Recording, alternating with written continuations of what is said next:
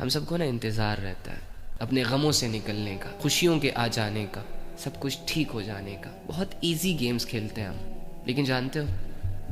اپنی زندگی میں مسئلوں کے ہوتے ہوئے دوسروں کے مسئلوں کو حل کرنے کی بھاگ دوڑ کرنا، اپنی زندگی میں دکھ ہے، درد ہے، پریشانیاں ہیں، خود کو یہ گلے شکوے لگے ہوئے ہیں کہ مجھے کوئی نہیں سمجھ رہا، میرا کوئی نہیں ہے، اور اس کے باوجود اپنی ساری کیفیتوں کو سائڈ پہ کر کے اپنی فکروں سے آزاد ہو کے جو بندہ دوسرے کی فکر کرتا ہے کہ یار جو چیز میں فیل کر رہا ہوں نا، یہ تنہائی میں نے کسی اور کو نہیں فیل ہونے دینی، یہ غم جو میرے دل کے اندر مجھے کھائے جا رہا ہے، اور یہ الجھن جس نے میرے دماغ کو الجھا کے رکھا ہوا ہے، اب خود پر یہ ساری قیامتیں ٹوٹی ہوئی ہیں، لیکن اس کے باوجود وہ بندہ دوسرے کی فکر کرتا ہے، دوسرے کو محبت دیتا ہے، دوسرے کو رسپیکٹ دیتا ہے، دوسرے کو سمجھاتا ہے، دوسرے کو اپنے قریب کرتا ہے، دوسرے کو بار بار یہ کہتا ہے it's okay, it's okay, everything will be okay, لیکن خود تنہائیوں میں روتا ہے، خود غموں کا مارا ہوا ہے۔ جب دنیا کو فیس کرتا ہے تو دنیا کہتی ہے یار بڑا حشاش بشاش لگ رہا ہے، اسے تو کوئی غم ہی نہیں ہے، لیکن یہی انسان تنہائیوں میں اپنی باتیں اپنے اللہ کے ساتھ کر رہا ہوتا ہے، اپنے معاملات اللہ کو بتا رہا ہوتا ہے، اور بتاتے بتاتے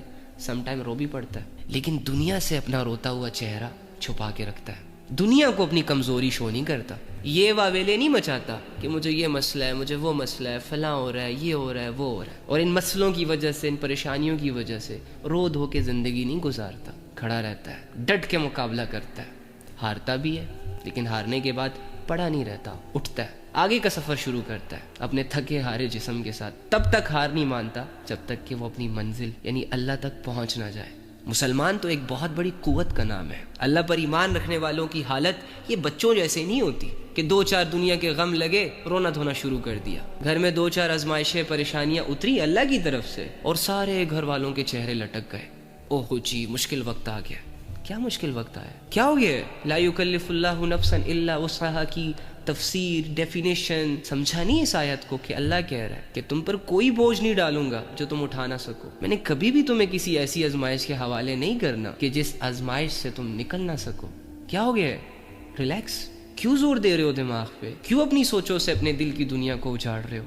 اللہ کی بات کا یقین کر میرے بھائی، تیرا جو بھی مسئلہ ہے تیرا رب اس کو سالو کرنے پر قادر ہے، تیری جو بھی پریشانی ہے تیرا رب اس کو راحت میں کنورٹ کرنے پر قادر ہے، اتنا تو یقین کر۔ اور یقین کسی معجزے کا نام نہیں ہوتا، کسی جادو وادو کا نام نہیں ہوتا، جن کو اللہ پہ یقین ہوتا ہے نا ان کے اندر صبر ہوتا ہے، وہ اللہ کے فیصلوں پر راضی رہتے ہیں، واویلے نہیں مچاتے، جلد بازی نہیں کرتے، ریلیکس رہتے ہیں۔ دنیا کے ستائے ہوئے، دھمکائے ہوئے، ڈرائے ہوئے لوگ ہوتے ہیں یار، لیکن اللہ کے ساتھ بڑا ریلیکس فیل کرتے ہیں، کسی کے ساتھ برا نہیں کرتے، لیکن دنیا انہی کے ساتھ برا کرتی ہے، پھر بھی زندگی کو سروائیو کرنا چھوڑتے نہیں ہیں۔ یہ نہیں کہتے کہ مجھے میرا حل خودکشی میں نظر آ رہا ہے، بس یار دل کرتا ہے چھوڑ دوں سب کچھ، غاروں میں نکل جاؤں، جنگلوں میں نکل جاؤں، نہ نہ نہ نہ نہ، ڈٹ کے مقابلہ کرتے ہیں، حالانکہ ہارتے ہیں، بار بار ہارتے ہیں، لیکن وہی بات کہ جن کے دل جب اللہ سے جڑ جاتے ہیں نا، جو اپنی زندگی جسٹ اللہ کے لیے گزارتے ہیں، ان کو تو ہارتے ہوئے بھی مزہ آ رہا ہوتا ہے، گرتے ہوئے بھی مزہ آ رہا ہوتا ہے۔ جانتے ہو کیوں؟